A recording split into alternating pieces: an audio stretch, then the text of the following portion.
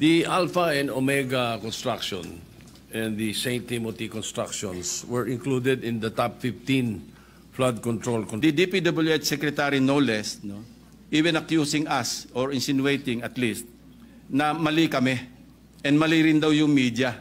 Now, they will deny this fact until they can. Mr. President, will the distinguished gentleman from Cavite yield to some questions regarding his privileged speech last week? Certainly to the distinguished minority leader, our minority leader, and I cannot let this opportunity pass without acknowledging the exemplary leadership recently displayed by our minority leader. Not many among our colleagues know that he gave way to all the members of the minority. No? Yung membership po ng Commission on Appointments, binigay niya kina Senators Legarda, Subiri, and Risa Ontiveros. Hindi lang yun, pati yung set, binigay pa po dito sa this humble representation. So that's the mark of a true leader, Mr. President. So thank you, distinguished minority leader. Thank you, kind sir. I am humbled by the manifestation. Thank you. Just to refresh our colleagues also, Mr. President, if I may continue. You mentioned in your privileged speech some contractors and some of the owners. Now, Mr. President, may I go on? The Alpha and Omega construction and the St. Timothy constructions were included in the top 15 flood control contractor list from President Bongbong Marcos on during his press conference. And if I'm not mistaken, you also mentioned something to that effect in your privileged speech. Now, on the Securities and Exchange Commission papers, iba-iba po ang owners ng composition of the company. But in actuality, alam ng lahat na iisa lang ang may-ari nito. Same owner of the once blacklisted St. Gerard Construction. Now, they will deny this fact until they can. However, in one of the tax cases filed against them on 2022 before the Court of Tax Appeals, CTA case number 10472, to be exact, the same and one address lang ang ginagamit for St. Timothy, St. Matthew, St. Gerard, and Alpha and Omega Construction Corporations. Also, the majority stockholder of St. Timothy, who owns 85% of the company, named Miguel Juntura, was the marketing director of St. Gerard. The question, Mr. President, billions of government projects concentrated and monopolized by a few. Mr. President, paano nila itong nailulusot? Who monitors this kind of circumvention?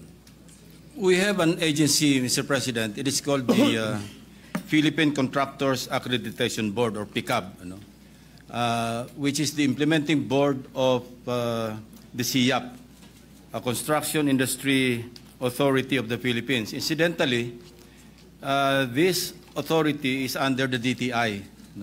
Pero it seems na medyo na haluan na rin yata ng konting, o hindi lang konti, nakatiwalian pagdating sa mga flood control projects, because information keep coming in sa aming opisina na itong PICAB nagre-resort na sa accreditation for sale.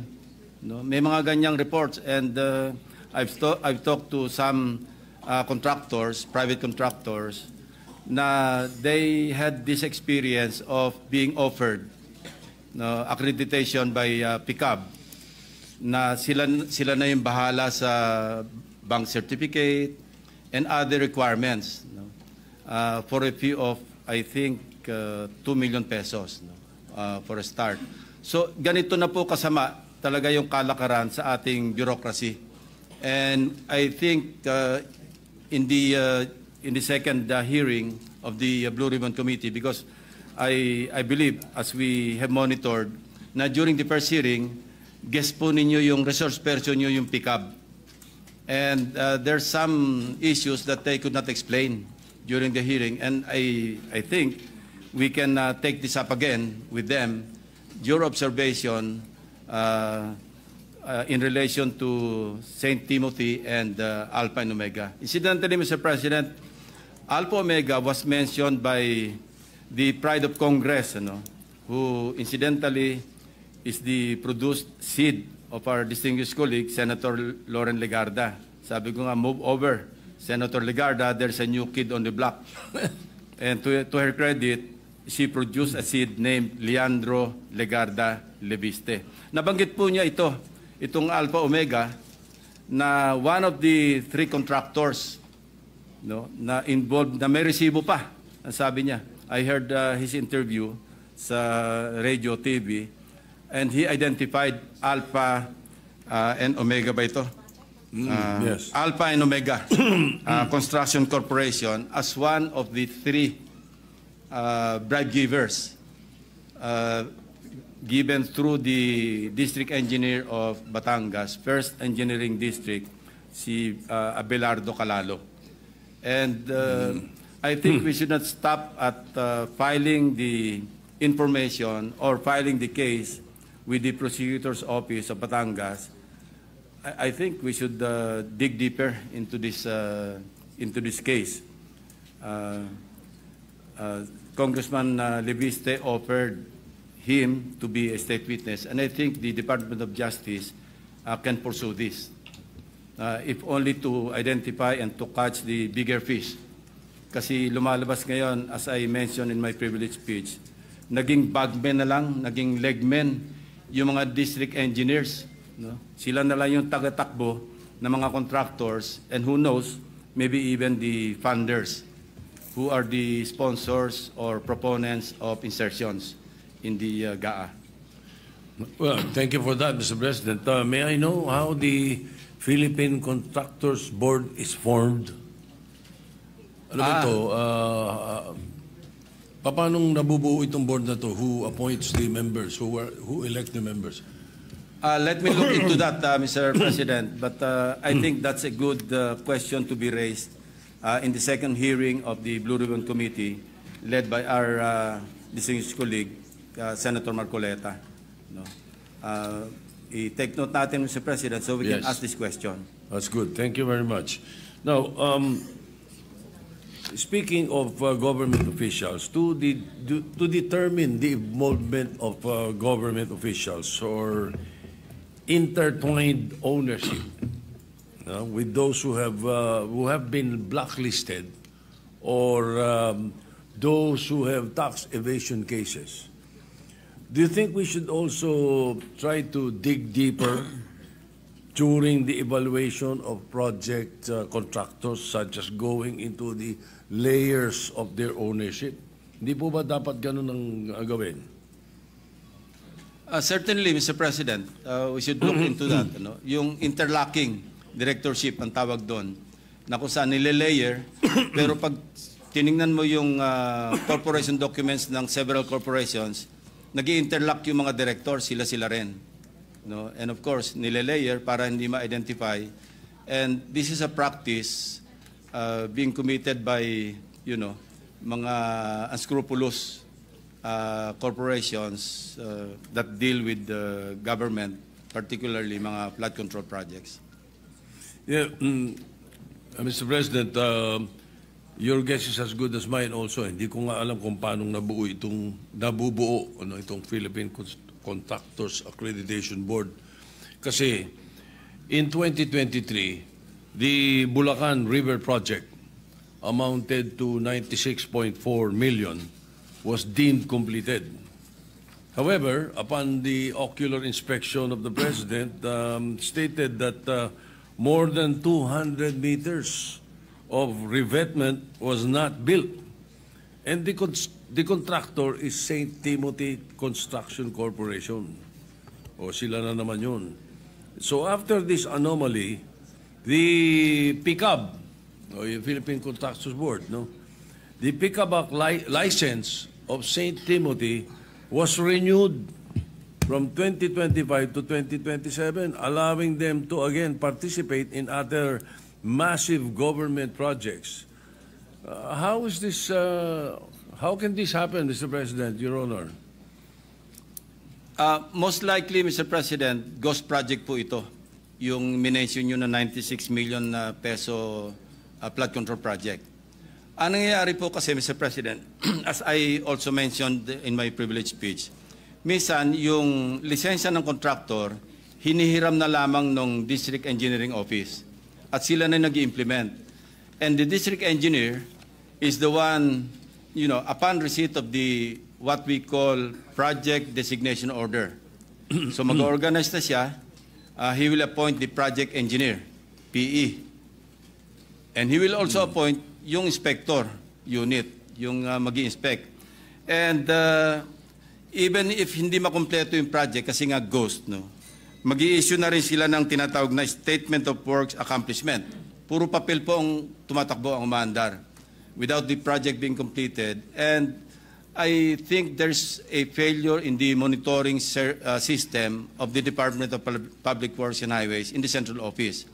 Kasi meron silang monitoring office under, I think, under a USEC, ano, in the department.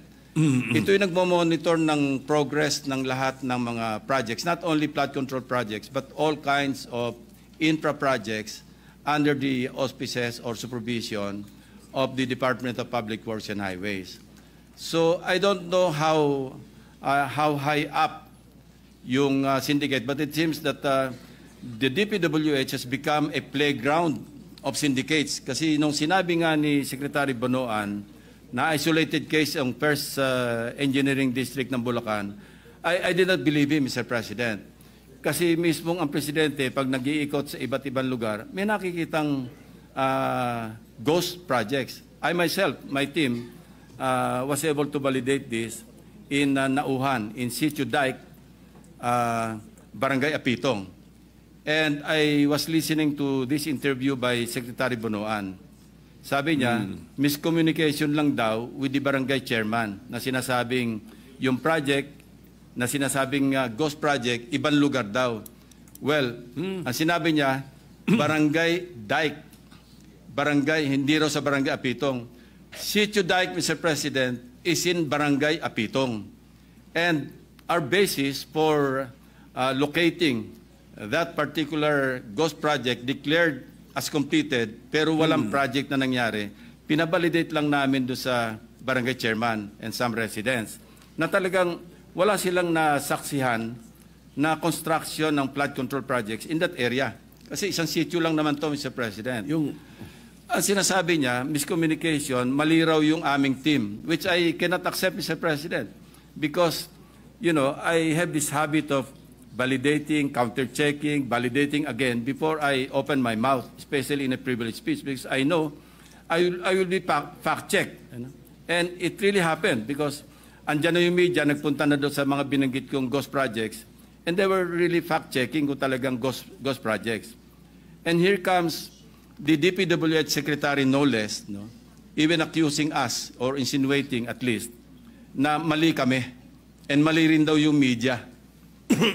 So how could the Bulacan First District Engineering Office be an isolated case kung laganap na yung kaso?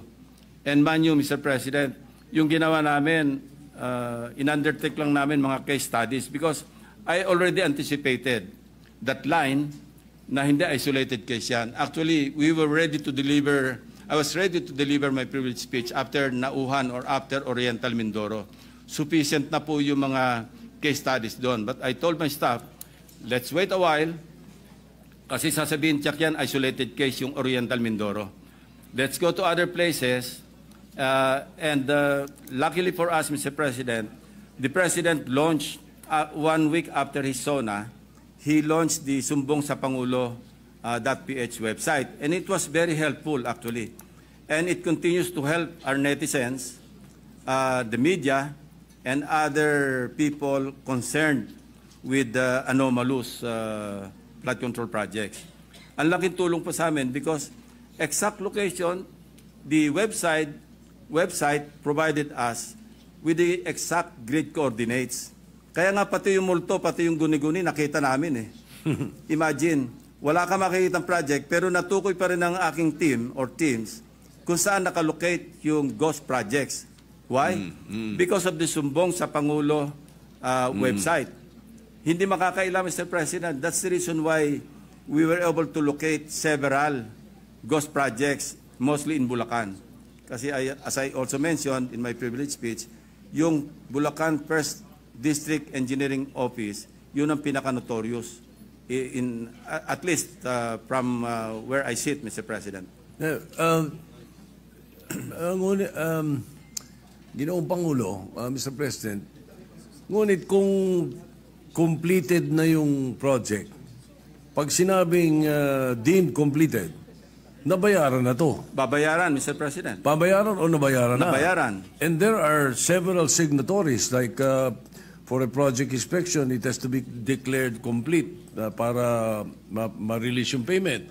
Pipirma dyan yung inspectorate team, yung assistant district engineer, and the district engineer, at kung sino-sino pa. Paano pong nakakalusot dyan? Di alam nila lahat. Well, they should be held accountable and criminally liable, Mr. President. No, if not Correct. administratively, criminally. Kasi kung hindi negligence ito,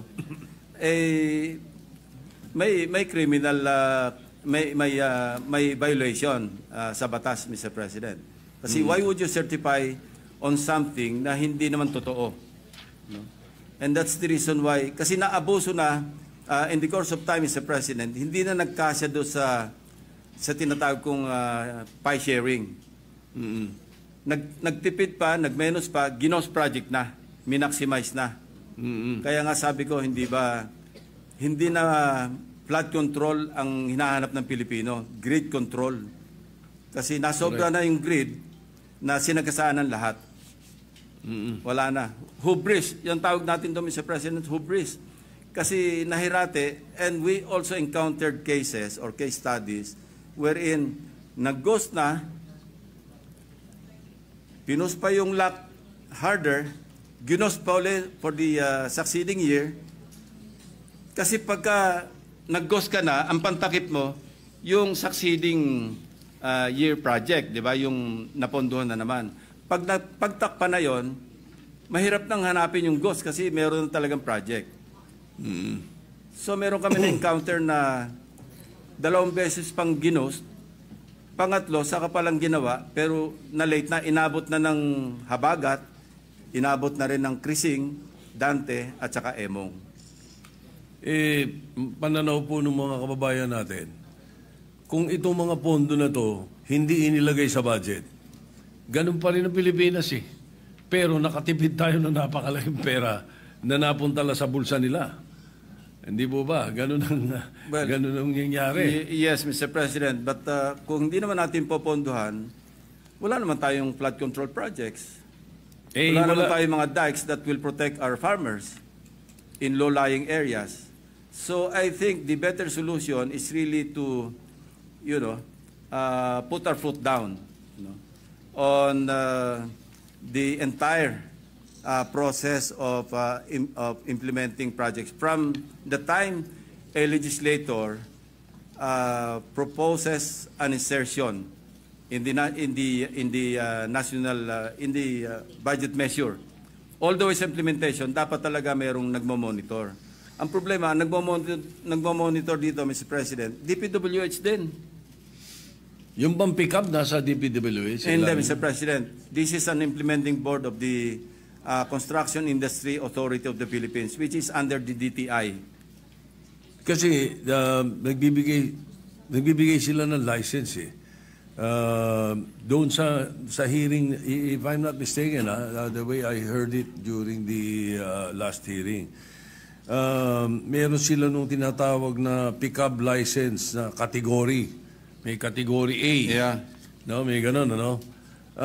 Ano po ba ang threshold amount per project that you can bid out? Meron pong categorization yan eh. Mayroong classification table. Ito, based on the Board Resolution number 201, series of 2017. pick up din po nagkakategorize dito. Pag sinabi mong okay, general engineering, pagka A, no? Pag sa general engineering, ang minimum net worth, yung equity, 30 million pesos. Tapos makakakuha ng credit points na 300 points. Merong hanggang sa umabot doon sa overall credit points. Now, doon sa third stage of adjustment on allowable ranges of contract costs, yung ARCC, no, ang sinasabi rito, pagka yung medium B, ito yung A, kasi large A yung double A. Ang sinasabi, yung single largest project above 75 million up to 150 million pesos. No? And then yung allowable ranges of range of contract cost up to 300 million. Yan po yung pagka ang sinabanggit ko kanina, ang category A, contractor A. Kasi hanggang quadruple A po yan, Mr. President. So may threshold. Meron po. Yun. Ngayon, Mr. President, this is based on records. Yung MG Samidan Corporation's license is category A. All right? Only. Yet, for the year 2022 to 2025, it bagged 58 flood control projects amounting to 5 billion point 02. Lampas po, Mr. President. So is this it is definitely not within the allowed amount in category A license, ano? Yes, Mr. President. And this is one of the questions that we should ask PICAB to clarify. Kasi paano makakakuha ng ganong kalaking kontrata kung siya'y medium B or license category A? Kasi sinasabi rito sa table, ang single largest project above 75 million up to 150 million. And allowable range of contract costs up to 300 million. Kasi kung billion, medyo lampas-lampasan siguro. 5 billion po. Baka pang quadruple or triple A na yan, Mr. President. 5 So billion we should po. ask Ito pa. them. Maganda ito, lalong sumasarap. In 2019, itong MG Samidan's paid up capital is only 250,000 pesos. Lalo na, Mr. President. Ano? Di ba? Come 2022, how is it possible that their financial capacity increased to undertake billions worth of projects? I think, Mr. President, distinguished minority leader, we should attend the second hearing of the Blue Ribbon Committee and clarify po natin ito. Wala po yung ating chairman ng Blue Ribbon dito, but I have a comment, if I may, Mr. President, distinguished majority leader. September 1 din yata yung first hearing natin ng DBCC. Baka naman pwedeng pagsalasihin natin yung petsa kasi parehong gusto nating mag-attend do sa dalawang all too important hearings.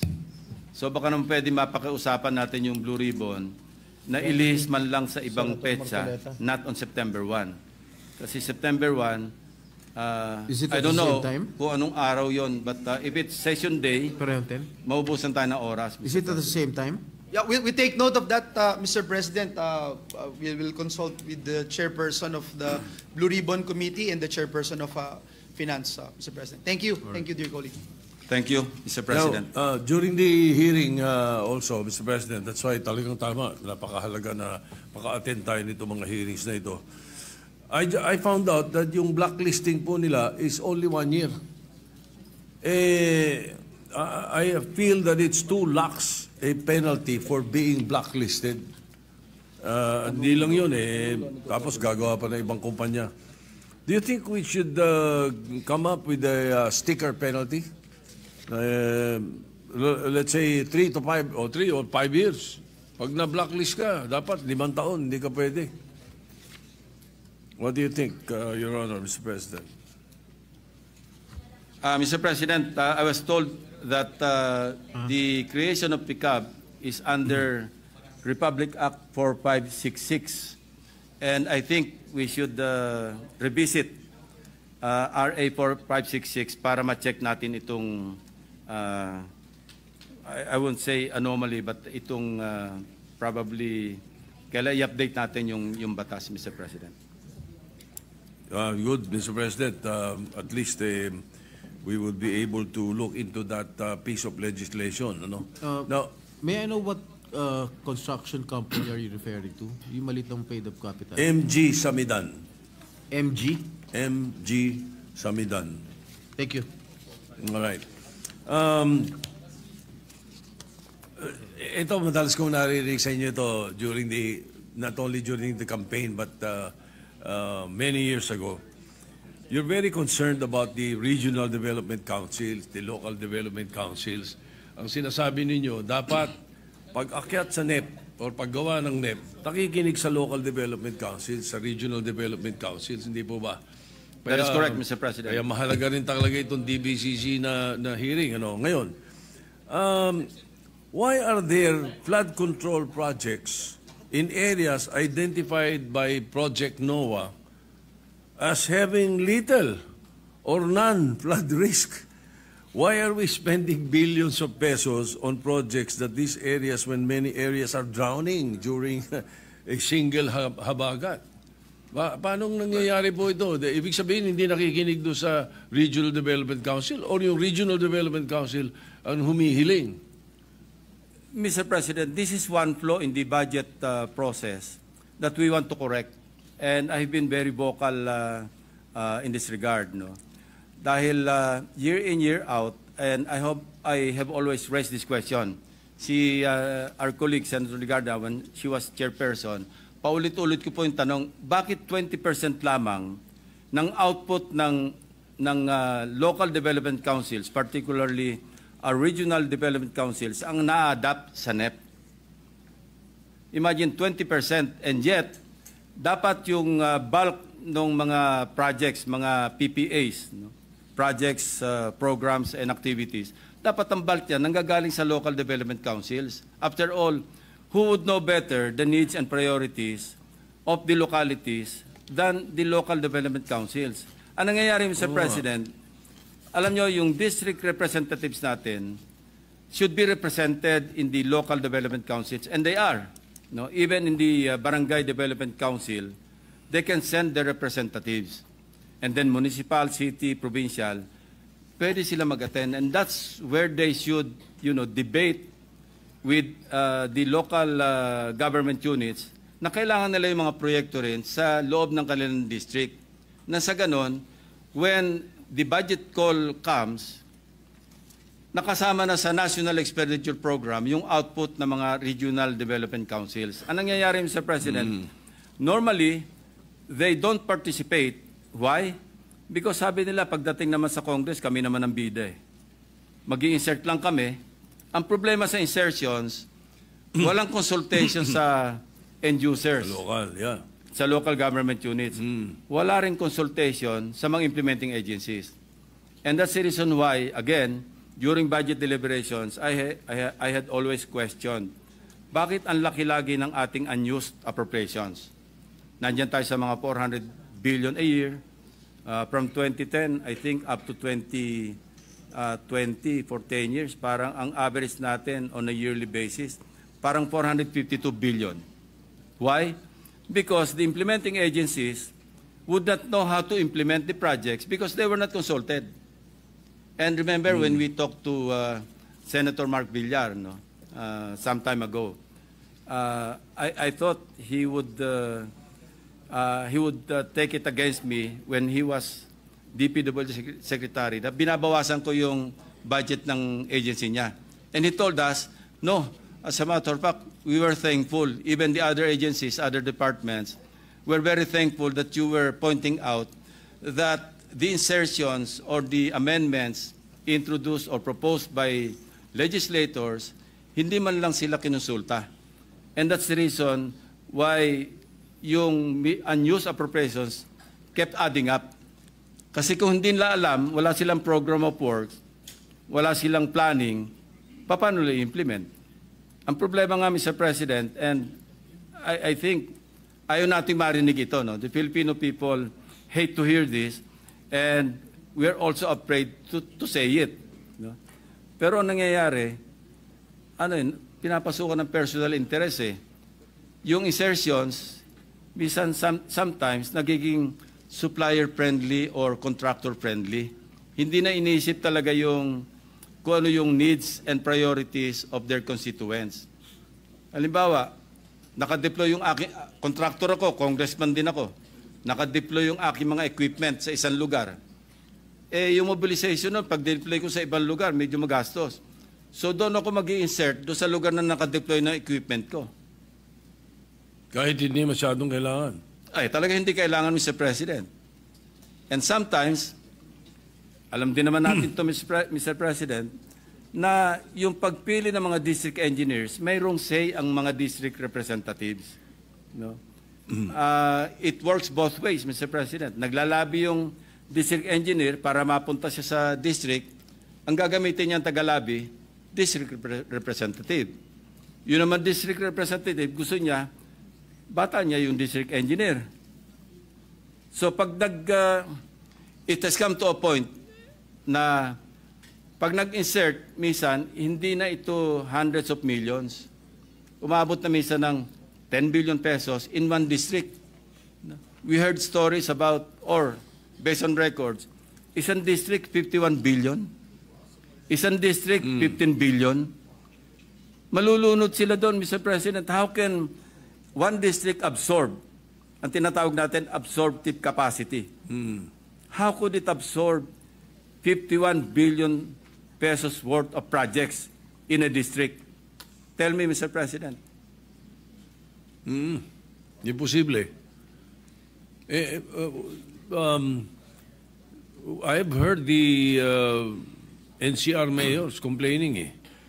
Don't you think it's time that the local executives and the Sanggunians be actively involved in flood control projects? I believe so, Mr. President. No? Kaya lang, pag nag-sign off yung local government units, halimbawa, bago makapag-start ng project, yung contractor sa isang munisipyo o sa isang probinsya, at hihingi pa ito ng permit sa mayor, nadagdagan na naman yung ating... Yun. Yan ang problema natin, Mr. President. So I think, ang pakialam dapat ng mga local government units, by way of the Local Development Council, sa planning, Mr. President. Dapat dyan sila mas malaki ang pakialam. And then, after the completion of the project, may pakialam sila to inspect kung nasunod ba yung specs, kung naandyan ba talaga yung project, hindi ba ghost. I think, doon sa dalawang phases na yon, doon dapat may pakialam yung mga local government units. But, in the process of implementation, pag binigyan natin ng poder, at kung ng permit, madadagdagan yung slice ng pie, Mr. President. So mas pwedeng pakinggan itong sinasabi. Kasi si Manila Mayor Moreno, sabi yung 200 flood control projects daw in Manila worth 14 billion ay wala raw lahat permit. So in other words, hindi kumuha ng permit sa kanila kasi. Pero ang sinasabi naman ni Mayor Belmonte, Joy Belmonte, many flood control projects bypass the LGU not as far as permits are concerned, but as far as the redundancy or alignment with their city plans. So more or less, lumilinya sa sinasabi mo, yung Yes, sinasabi Mr. ni Mayor President. Belmonte. All right. Now, one final question, Mr. President, Your Honor. Do you think it's time we put a cap on how many government infrastructure projects a contractor may be awarded? Let's say a maximum of 5 projects, tapos hindi annual. Total, ilang daan yung mga kontratista na yan, napakadami nila. Maraming maliliit, maraming gustong tumulong, nakukupong ng 15. 500 billion, 15. I think it's about time, Mr. President, we study the possibility of having a cap. Will you agree to that, Mr. President? I could not but agree, Mr. President, na kasama nito pag na-revisit natin yung RA 4566, the law that created the PICAB. No? Baka pwedeng lagyan natin ng cap. Huwag naman yung makopo ng... Well, there's always 1,000 ways to skin a cat, so to speak, Mr. President. No? Magagawa lang ng napakaraming corporations o construction companies, yung isang contractor, di ganun din ang suma total, Mr. President. Pero doon papasok naman yung sinasabi natin sa board na scrutinizein nila ang mga members nitong mga kumpanya na ito at kung sino-sino lang. I agree, Mr. President. This is really a very complex problem. No? Maganda lang, it has come to light because of the SONA of the President, followed up by his Sumbong sa Pangulo website. Kaya medyo nagising din yung ating mga kababayan na maging involved na. Because after all, these are taxes that they keep paying. No? Pumunta ka lang sa mall, sa grocery, taga ka agad ng 12% VAT eh. Wala naman lumiligtas sa tax, maski yung tax evader, hindi makaligtas sa VAT eh. And So also, we should all get involved and we should all really, for a change, you know. Kaya nga ako, when I was interviewed once, and I intend to manifest during the hearing, the first hearing with the DBCC, gusto ko i-manifest, Mr. President, for a change, i-adapt na lang natin yung NEP eh. So it's all on the executive department. I-monitor na lang natin how, or i-oversee na lang natin how they implement their own budget. No? But you know, it's easier said than done. No? Because we're only one house and we are 24. Of course, some of our colleagues have their own advocacies, no? Well-intentioned as they are, na hindi rin naman siguro papayag na as is where is yung ating NEP. okay. But I'm tempted to manifest and even move that we adapt. Wala pa tayong trabaho. Pag-usapan Mr. natin, President, with the indulgence of our minority, I will just, I can end this now. I can end this, in Mr. that Majority particular- Leader. Thank you very much. At malaking bagay din nakatulong yung privilege speech ng ating colleague from Cavite. Congratulations for that and thank you very much. Majority Leader.